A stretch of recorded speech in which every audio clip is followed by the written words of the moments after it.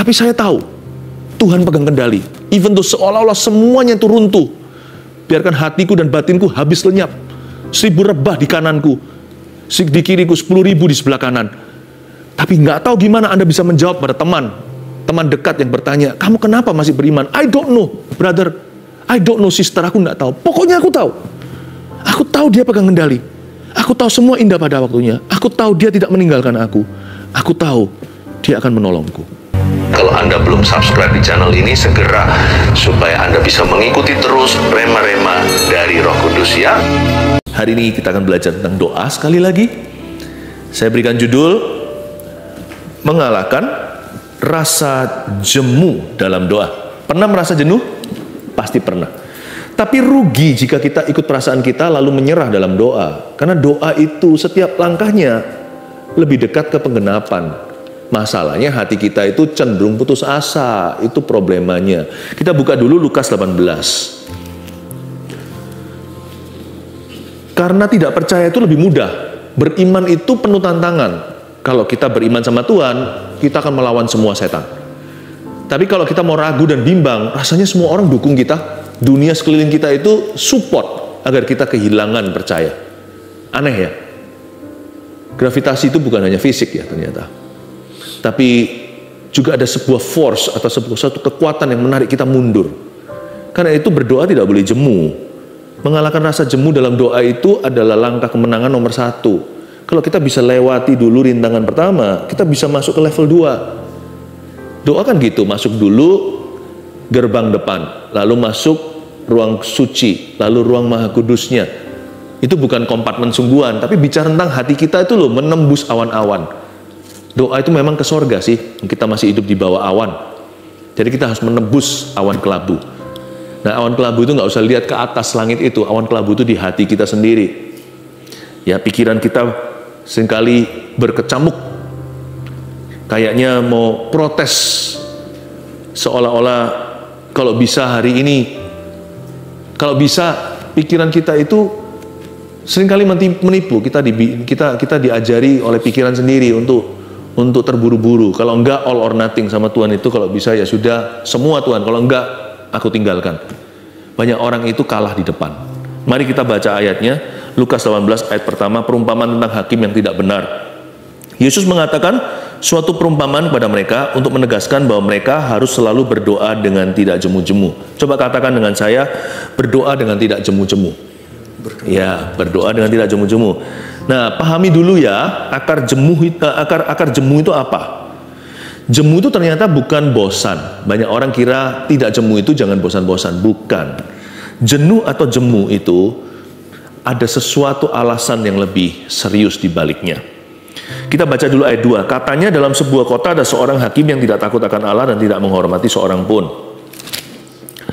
Dan di kota itu ada seorang janda yang selalu datang pada hakim itu dan berkata, belalah aku terhadap lawanku. Beberapa waktu lamanya hakim itu menolak.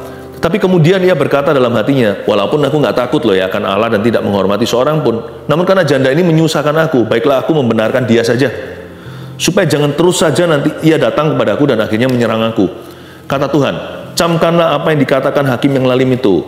Tidakkah Allah akan membenarkan orang-orang pilihannya yang siang malam berseru kepadanya? Dan adakah ia mengulur-ngulur waktu sebelum menolong mereka? Aku berkata kepadamu, ia akan segera membenarkan mereka. Akan tetapi, jika anak manusia itu datang, adakah ia mendapati apa? Iman di bumi. Katakan iman. Iman, betul. Yesus mengatakan suatu perumpamaan pada mereka untuk menegaskan bahwa mereka harus selalu berdoa dengan tidak jemu-jemu. Mari kita pahami akar jemu itu apa. Akar jemu itu ternyata adalah faktor kemustahilan. Jadi bukan karena bosan dalam perjalanan, tapi kalah WO atau drop out di depan. Banyak orang waktu mau berdoa itu merintis karir doanya untuk kasus itu atau untuk pergumulan tertentu itu belum apa-apa, dia sudah putus asa. Doa itu harus dimulai dengan iman, dan iman kita itu bukan iman imani. Iman kita itu mencari bensinnya di firman. Iman itu timbul dari pendengaran. Kalau Anda nggak bisa berdoa, nggak apa-apa, nggak usah doa dulu. Cepat buka Alkitab. Tapi waktu kita buka halaman Alkitab itu bukan untuk menyalah-nyalahkan Tuhan, atau bukan untuk mengkritik firman Allah, waktu kita buka itu kita minta kekuatan. Nanti kan dapat bahan bakarnya untuk iman. Iman akan muncul sendiri jikalau yang kita baca ini kita dengarkan dengan hati. Doa itu harus mulai langkah pertama dengan faith dulu, dengan iman. Banyak orang belum apa-apa udah ketabrak tembok, udah ketatap tembok kemustahilan. Coba lihat ya bahwa mereka harus selalu berdoa dengan tidak jemu-jemu itu, karena banyak orang waktu mulai doa sudah nggak percaya. Apa alasan mereka nggak percaya? Perumpamaan Yesus ini bagus. Katanya dalam sebuah kota ada seorang hakim yang tidak takut akan Allah dan tidak menghormati seorang pun. Matilah. Si janda berkata begitu. Janda ini bicara tentang gereja, bicara tentang seorang wanita seperti mempelai Kristus sendirian di dunia, ya kan? Karena kita ini sekarang kan seolah-olah seperti Yesus tidak secara fisik bersama. Makanya kalau kita doa kan perlu iman. Kita doa perlu percaya akan yang tidak kelihatan. Lalu seorang janda juga mewakili kondisi kita. Bukan masalah gender nih, perempuan atau wanita. Tapi bicara tentang ketidakberdayaan. Kita kalau dalam masalah itu lebih banyak nggak berdayanya daripada berdaya. Nah, waktu seorang janda ketemu lawannya yang tidak seimbang, siapa lagi kalau bukan seorang hakim yang lalim, satu, nggak takut akan Tuhan, buyarlah harapan. Lalu dia nggak menghormati seorang pun, alias dia nggak pedulikan. Waduh, matilah. Rasanya sudah belum bergelut dalam doa, udah mampus dulu di depan. Yang kita hadapi itu tembok besar, ya kan? Yang kita hadapi seorang hakim yang punya kuasa, dia bisa ketok palu, bebas atau bersalah, ya kan? Dia bisa ketok palu hari ini orang masuk penjara. Dia punya otoritas untuk membebaskan dan memenangkan kasusmu. Jikalau kasus Anda itu memang benar. Tapi hakim ini nggak peduli sama orang dan dia nggak takut akan Tuhan, alias ini orang korupsi sekali. Ini hakim yang nggak benar. Seorang janda lihat begitu, dia punya apa? Dia nggak punya koneksi. Satu, di zaman Yesus perumpamaan ini diberikan, perempuan itu tidak punya posisi di society atau di masyarakat itu, mereka tidak diberikan sebuah tempat. Ini sebelum zaman emansipasi. Janda lagi nggak punya uang pasti, karena janda zaman itu tidak punya lowongan pekerjaan lain dengan sekarang ya ada welfare dipikirkan oleh pemerintah. Kalau zaman dulu nggak ada. Kalau sudah janda harus hidup dari belas kasihan, alias dari remah-remah atau dari mercy. Orang lain kasih sedekah. Mana mungkin dia bisa beli justice? Bagaimana dia bisa hire lawyer aja nggak mampu dia untuk sewa pengacara. Kalau orang melihat dirinya sudah demikian tak berdaya dan melihat yang di depan itu yang bisa memberikan keadilan itu orang yang tidak niat membelanya. Disitulah banyak orang jemu sebelum mulai doa. Dia sudah tidak percaya. Mungkinkah persoalan yang kita hadapi begitu besar, selain kita merasa tidak berdaya, lawan kita luar biasa.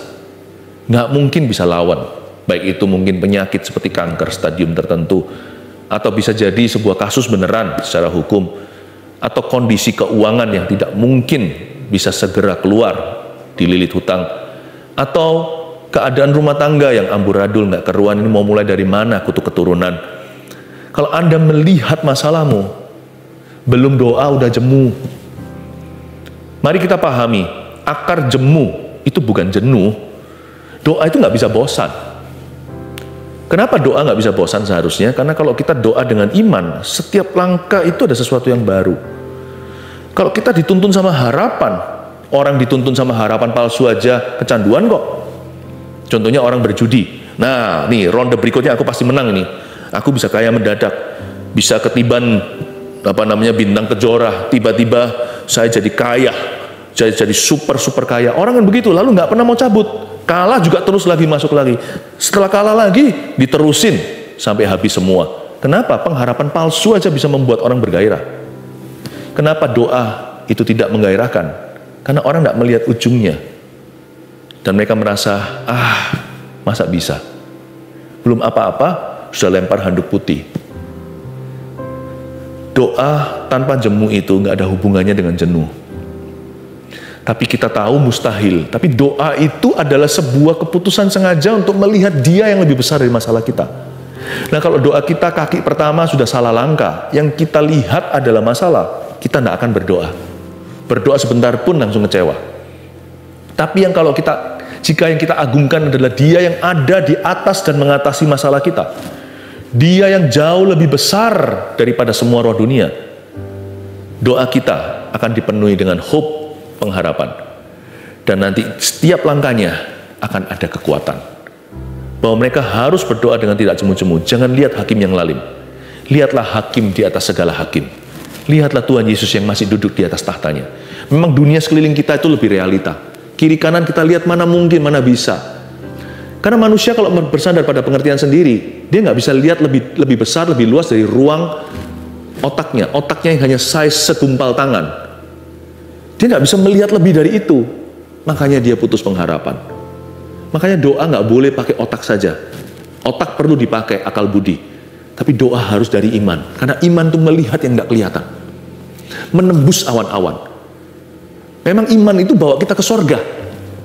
Meskipun badan kita masih di sini. Karena kalau bukan iman, kita nggak mungkin bisa bebas dari realita di kanan kiri kita. Karena yang kita lihat itu yang kita percayai. Yang kita rasakan panca indera itulah realita. Tapi iman itu membawa kita jauh di atas semua itu. Melihat kepada Dia yang duduk di atas tahta. Nggak tahu gimana kalau ditanya secara rasional, secara logika saya nggak bisa jawab. Bagaimana jalan keluarnya? I don't know. Tapi saya tahu Tuhan pegang kendali. Even though seolah-olah semuanya itu runtuh. Biarkan hatiku dan batinku habis lenyap. 1000 rebah di kananku, di kiriku 10.000 di sebelah kanan. Tapi nggak tahu gimana Anda bisa menjawab pada teman dekat yang bertanya, kamu kenapa masih beriman? I don't know, brother. I don't know, sister. Aku nggak tahu. Pokoknya aku tahu. Aku tahu Dia pegang kendali. Aku tahu semua indah pada waktunya. Aku tahu Dia tidak meninggalkan aku. Aku tahu Dia akan menolongku. Itu membypass atau menembus atau melewatkan hakim yang lalim.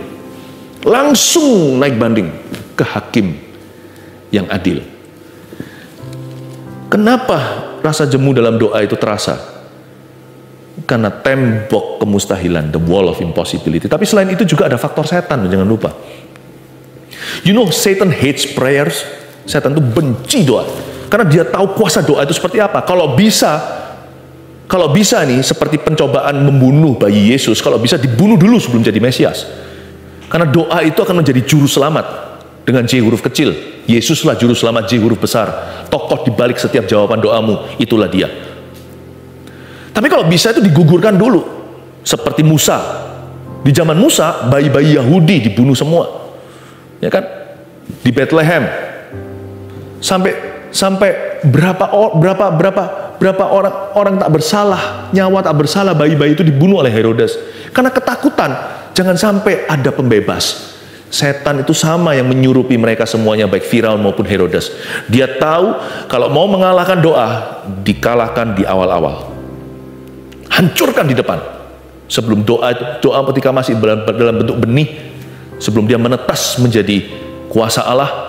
Wah, you have to know that the devil hates prayers. Makanya itu setan paling rajin, tahu nggak menabur apa? Salah satu bentuk tipu muslihat yang paling bahaya, dalam bahasa Inggrisnya seeds of discouragement, yaitu benih-benih keputusasaan. Itu paling umum, the most common. Setan itu punya produk, ada yang elit, ada yang apa. Tetapi kalau bicara soal volume, yang betul-betul mass produce, seperti pabrik besar, itu print terus, atau produksi tak pernah berhenti, itu semua orang pasti pernah kena. Itu namanya putus asa atau kecewa. Berapa banyak anak-anak Tuhan kecewa sama hidup, kecewa sama Tuhan, terus putus asa, putus pengharapan, down. Itu paling gampang, karena setan punya banyak itu, millions, punya jutaan benih seperti itu atau miliaran. Dia sudah nggak perlu mikir ini distributornya mana, udah nggak pakai distribusi dia tinggal lempar kanan kiri. Itu seperti debu di udara. Hati-hati dengan roh putus asa. Tahukah yang melawan doa Anda namanya Satan? Dan setan itu bukanlah rekayasa pikiran manusia. He's a real individual. Dia adalah seorang pribadi yang nyata, dengan sepertiga bintang yang di bawah komandonya. Dan semuanya itu tahu bahwa yang paling mempan di hati orang-orang yang berdoa adalah discouragement atau putus pengharapan. Selain itu coba lihat ya, apa yang bisa membantu setan menggagalkan kita sebelum mulai doa. Dan ayat 3, di kota itu ada seorang janda yang selalu datang pada hakim itu dan berkata, belalah aku terhadap lawanku. Ini dia. Ketika janda itu melihat pada dirinya sendiri, kenapa kita jemu berdoa? Karena kita melihat kondisi kita, dan kita melihat kelemahan sendiri sebagai manusia yang tidak berdaya. Tapi jangan lupa, Tuhan itu selalu punya antidotnya. Untuk segala infeksi Tuhan punya antibiotik rohaninya. Bukankah firman Tuhan berkata, di saat kau lemah, aku kuat. Ingat ayat itu, Paulus bilang gimana ketika ada duri dalam dagingnya, ketika dia nggak berdaya. Di saatku tak berdaya, kuasamu yang sempurna. Ingat itu adalah firman dari finger atau dari jari jemari Paulus ketika menuliskannya ke jemaat Korintus. Ada seorang janda yang selalu datang pada hakim itu dan berkata, belalah aku terhadap lawanku. Tapi janda ini gagah perkasa. Bukan berarti dia itu sudah lahir begini. Saya yakin ketika dia terjepit, dia malah bergantung pada Tuhan. Itulah rahasia kemenangannya. Ayat 4, beberapa waktu lamanya hakim itu menolak. Tapi kemudian ia berkata dalam hatinya, walaupun aku tidak takut akan Allah dan tidak menghormati seorang pun, namun karena janda itu menyusahkan aku, baiklah aku membenarkan dia, supaya jangan terus saja ia datang dan akhirnya menyerang aku. Beberapa waktu lamanya hakim itu menolak. Andai kata Tuhan pernah tanda kutip menolak doa Anda, seolah-olah Tuhan nggak pernah ya. Bedanya Tuhan dengan hakim lalim ini adalah hakim itu takut janda itu akan menyusahkan dia. Kalau Tuhan nggak takut Anda menyusahkannya.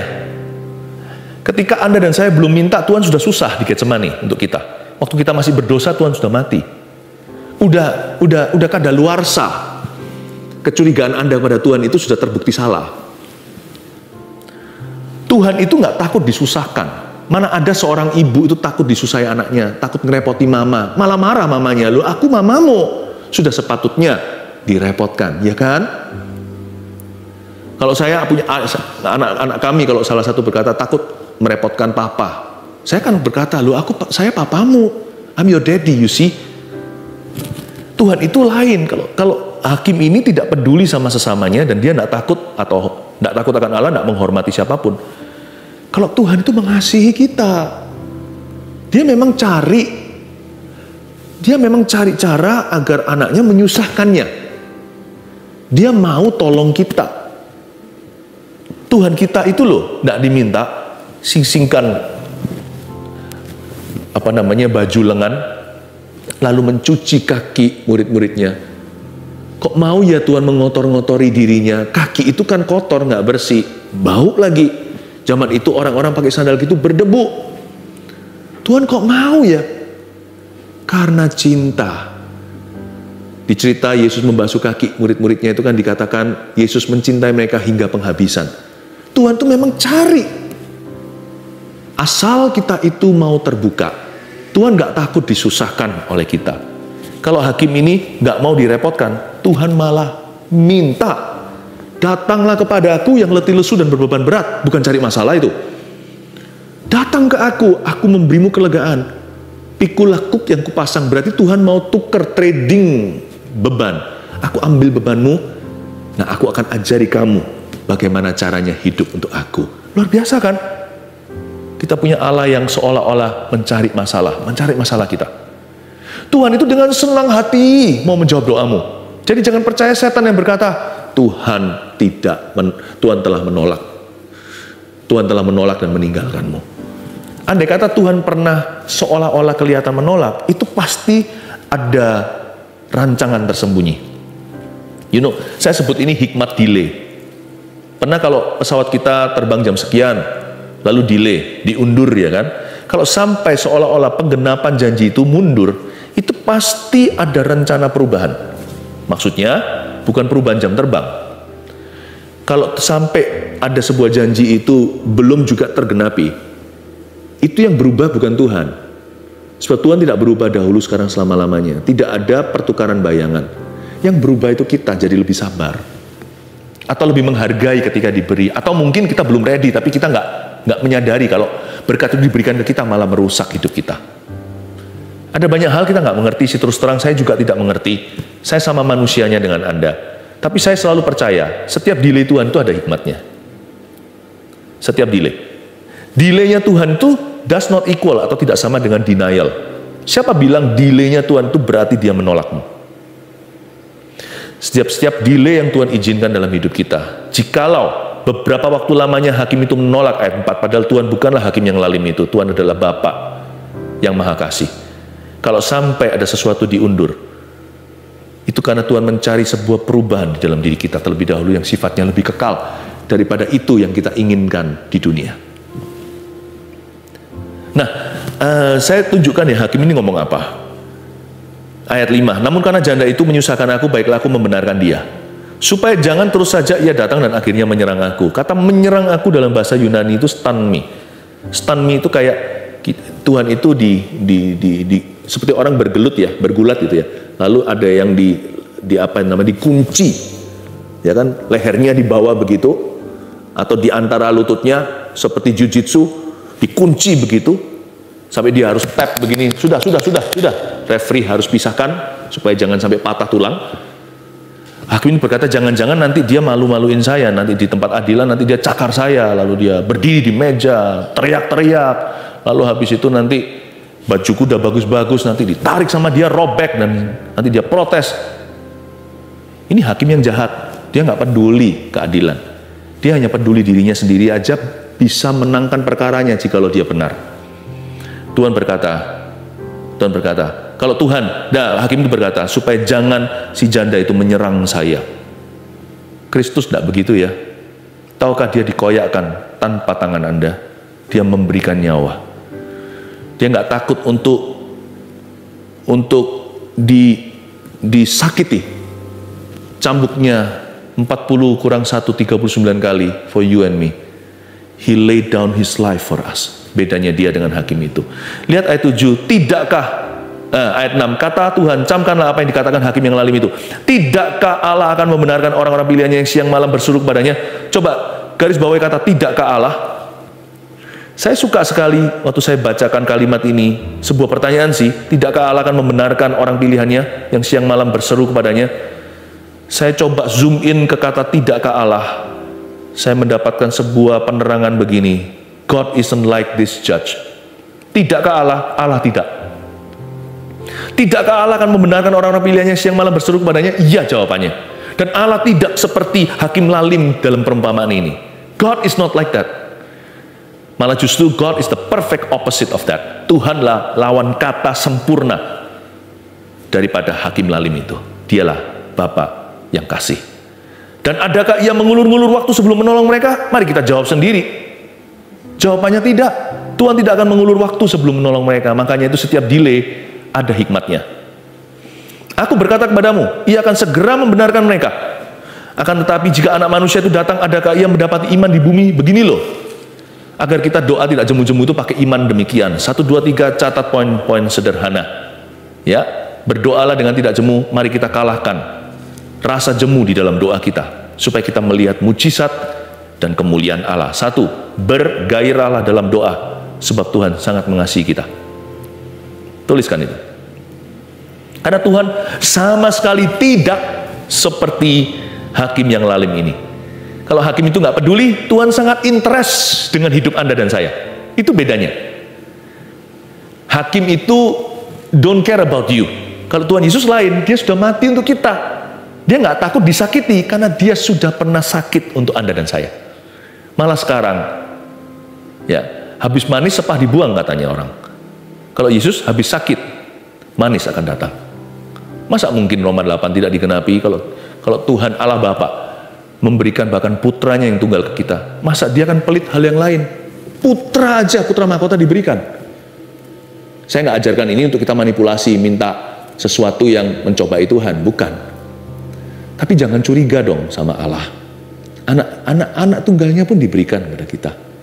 Masa yang lain-lain Tuhan akan pelit sih? Habis pahit, manis akan datang. Bergairahlah dalam doa. Bergairahlah, be passionate. Our God cares for us. Allah kita peduli sama kita, itu peduli wholeheartedly, segenap hati, segenap nyawa. Banyak orang hanya bisa mengucapkan I love you, tidak teruji ya kan? Kadang-kadang bisa aja gombalan. Kalau Tuhan udah nggak ada ruang untuk begitu. Kata-kata I love you dibuktikan dengan mati di Kalvari. Sebelum Anda menyadari, sebelum kita terima Yesus, sebelum kita nangis-nangis berkata, Tuhan ampuni dosaku, Dia udah mati untuk orang jahat seperti Anda dan saya. Tuhan kita itu adalah Allah yang paling cincai. Gak ada Tuhan seperti itu. Tuhan kita itu memberikan tanpa mengungkit-ungkit masa lalu. Tapi kenapa Pastor Philip kok doa belum dikasih? Sabar dong. Pasti ada sesuatu. Buktinya masih ngotot mana? Kenapa nggak dikasih-kasih? Tuhan itu, dasar gini. Nah, akhirnya saya ngerti langsung di depan mata kenapa belum dikasih. Kalau sampai dikasih, dia akan kehilangan nyawa. Karena dia ngotot sekali minta itu, sekali dikasih, dia akan seperti orang kusta yang 9 tidak kembali. Karena memang dia dapat berhalanya. Sebab yang dia cinta bukan Tuhan. Buktinya nggak dikasih bisa marah tuh sama Tuhan, padahal orang yang patutnya masuk neraka loh selayaknya. Tuhan nggak kasih apa-apa juga nggak apa-apa. Kita nggak masuk neraka aja, masuk surga aja, udah super kamsya. Udah super duper terima kasih. Masih bisa marah, masih kita bisa tuding-tuding surga dan berkata, kenapa, mengapa? Kadang-kadang saya bersyukur nih, tidak semua itu dijawab iya dalam hidup saya, karena saya ini mudah jatuh dalam tangan berhala. Berhala yang tidak saya sadari, maksudnya keinginanku sendiri. Tenanglah, Tuhan yang cinta itu Tuhan yang paling ngerti. Spare part kita itu semua dari Dia. Tuhan yang paling ngerti seluk-beluk hati kita sendiri yang kita sendiri tidak pahami. Bahkan ibu yang melahirkan kita pun tidak mengenal kita segitu. Tapi bergairahlah dalam doa. Bergairah dalam ini dulu, bukan jawaban doanya. Bergairahlah dalam fakta, kebenaran bahwa Tuhan itu amat sangat mencintai Anda. Udah yang itu jangan dipertanyakan. Tulus-tulusnya Tuhan itu udah nggak usah diselidiki. Dinikmati aja. Ya. Yang kedua, iman yang seperti apa sih yang dimaksud kalau Tuhan, jika anak manusia datang itu adakah ia mendapati iman? Yang kedua, berharaplah dalam doa, sebab tiada yang mustahil baginya. Ini dia. Nggak ada yang namanya tembok kemustahilan yang harus kita hadapi. Kalau setiap kali kita melihat tembok, dulu waktu saya baru lahir waktu saya masih sekolah di Kanada, ada satu lagu, saya nggak tahu itu lagu lama sekali, ku kalahkan musuh dan melompat tembok, haleluya, haleluya. Tahu ya itu? Ku kalahkan musuh dan melompat tembok, haleluya, haleluya. Janji Allah kebenaran, Dia itu keselamatan. Ku kalahkan musuh dan melompat tembok, haleluya, haleluya. Ku kalahkan musuh dan melompat tembok. Dulu saya jadikan lelucon karena saya belum lahir baru atau lagu itu dinyanyikan di gereja. Kayak seperti apa? Seperti melompat tembok, lempati satpam gitu. Saya dulu nggak waktu belum kenal Tuhan, tapi setelah itu saya ngerti ada banyak hikmat ya dalam lagu itu. Itu pun firman Tuhan loh. Ini lagu dari Alkitab. Bahwa setiap kali kita menghadapi tembok kemustahilan, Allah kita itu, every time saya menghadapi sebuah wall of impossibility, saya melihat Allahku adalah Allahnya posibilitas. Setiap kali saya menghadapi tidak mungkin, bagi Allah selalu mungkin. Jadi setiap kali saya lihat tembok segede itu, berarti imanku akan bertumbuh lebih gede dari tembok itu, lebih tinggi. Ku lompati. Kenapa? Kalau imanku pada Allah, tembok apapun itu jadi ukuran standar untuk saya melompatinya. There's no wall of impossibility. Berharaplah dalam doa, dan doa menjadi bergairah karena kita berharap kepada Dia yang tiada mustahil bagi dirinya. Yang ketiga, bertekunlah dalam doa. Ini dia. Ini banyak orang gugur di sini. Bertekunlah dalam doa, sabar-sabar. Sebab tangan Tuhan sedang bekerja. Masalahnya tangan berlubang paku itu nggak kelihatan sih pekerjaannya. This is the kind of faith in not sebuah iman tanpa melihat yang Yesus ingin temukan jikalau anak manusia itu datang cek hidup kita. Punyakah kita? Apakah kita memiliki iman yang brand ini? Iman yang tanpa melihat, the kind of faith without seeing. Kenapa Pastor Philip kok saya punya iman nggak boleh tipe iman yang nggak melihat? Karena tangan yang bekerja itu nggak kelihatan masalahnya. The invisible hand. Kayaknya nggak ada kemajuan. Saya doa-doa setahun, mana kemajuannya? 3 tahun, mana kemajuannya? Seolah-olah enggak. Tapi tangan itu sedang bekerja. Percayalah. Tangan berlubang paku itu sedang bergerilya. Pekerjaannya itu tidak nyata di depan mata, tapi pekerjaannya nyata dalam hidup orang yang percaya. Pernah waktu saya doakan salah satu anggota keluarga untuk terima Tuhan, kok enggak kunjung ada tanda. Tapi lihat ya, saya berdoa, untung saya nggak kecewa. Ternyata teman-teman beliau satu persatu terima Tuhan. Seolah-olah saya diizinkan kekasih kami ini dikepung kanan kiri oleh orang-orang yang lahir baru yang ada dalam circle atau lingkarannya. Tepat waktunya semua indah. Akhirnya beliau terima Tuhan. Coba bayangkan, andai kata saya kecewa di tengah. Cara Allah itu berbeda-beda. Dengan orang tertentu seperti konfrontasi langsung. Ada orang tertentu tuh dikepung dulu pelan-pelan, jadi dengan lembut dirangkul untuk masuk ke dalam kerajaannya.